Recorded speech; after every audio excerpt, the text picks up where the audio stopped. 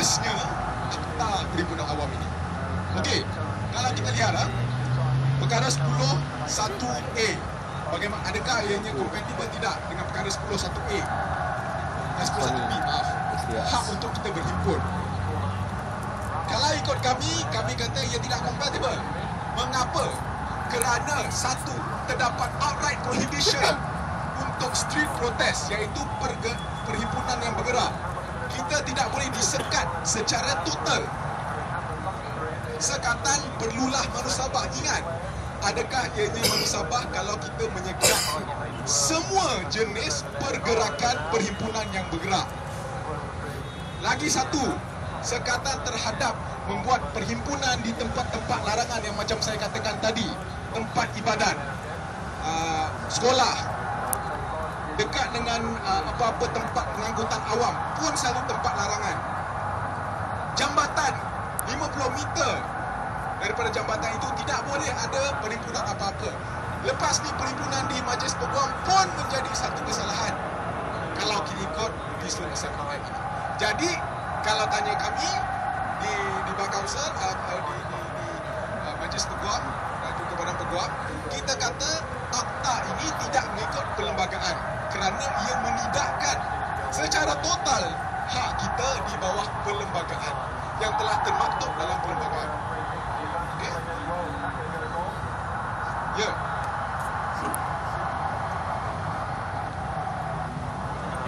Adakah akta ini boleh dicabar di mahkamah kerana bercanggah dengan Artikel 10? Adakah akta ini boleh dicabar di mahkamah kerana bercanggah dengan Artikel 10?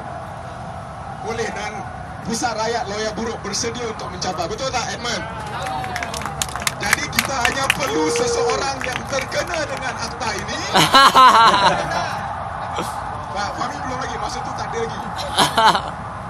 Kita perlu seorang yang terkena dengan akta ini dan kita akan cabar di mahkamah. Betul tak? Sebab dekat Malaysia ni, kita tak boleh cabar undang-undang hanya kerana ianya undang-undang. Kita kena identifikan orang yang terkena atau affected, yang ianya terjejas oleh kerana akta tersebut. Maksudnya kena ada orang kena tangkap lah. Jadi kalau sesiapa yang berani kena tangkap, kita akan cabar. Betul tak, Edmund? Sabtu semua kena tangkap. Kalau Sabtu semua kena tangkap, selalu banyak. Okey? Faham, Boleh? Ya, banyak soalan. Apa ini bagus? Sekiranya ini dicabar di mahkamah dan diputuskan oleh mahkamah, adakah mahkamah boleh membatalkan akta ini? Mahkamah tak boleh membatalkan akta, tetapi mahkamah boleh membuat satu deklarasi bahawa akta atau peruntukan tersebut yang kita cabar tu adalah tidak mengikut perlembagaan atau unconstitutional. Saya beri contoh yang baru saja terjadi. Kita semua tahu AUKU. Fahmi, you tahu AUKU ni? Kita semua tahu AUKU kan? Section 15.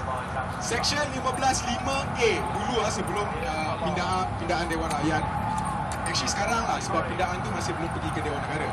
Section 15(5)A menyatakan bahawa seorang mahasiswa tidak boleh membuat apa-apa yang secara munasabah boleh ditafsirkan sebagai menunjukkan atau menyatakan sokongan atau bangkangan kepada mana-mana parti politik. Okey?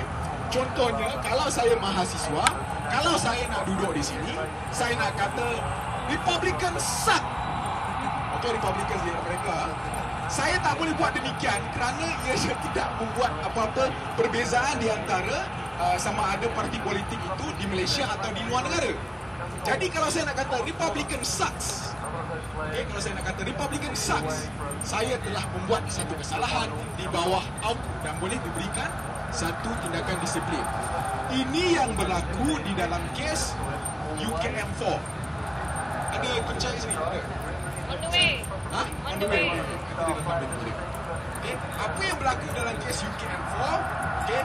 Berbudak 4 orang yang daripada UKM ni telah ditangkap atau ditahan dengan beberapa leaflet atau beberapa kertas ketika pilihan raya kecil Hulu Selangor dan mereka dihadapkan ke tindakan disiplin UKM. Apa yang mereka buat? Mereka cabar Seksyen 15/5/A dan menyatakan bahawa ini adalah satu undang-undang atau peruntukan yang tidak mengikut perlembagaan kerana ia merupakan satu sekatan yang tidak bersabar terhadap hak mereka untuk bersuara. Ingat tak saya kata tadi, satu sekatan mesti mempunyai maklumat yang khusus dan juga ianya harus munasabah. Jadi mereka cabar. Di Mahkamah Tinggi kata tidak, Seksyen 15/5/A ini adalah mengikut undang-undang atau mengikut perlembagaan. Mereka rayu kepada Mahkamah Rayuan dan Mahkamah Rayuan telah menyatakan bahawa sekatan ini adalah satu sekatan yang tidak munasabah dan oleh itu ianya merupakan satu peruntukan yang tidak mengikut perlembagaan atau unconstitutional.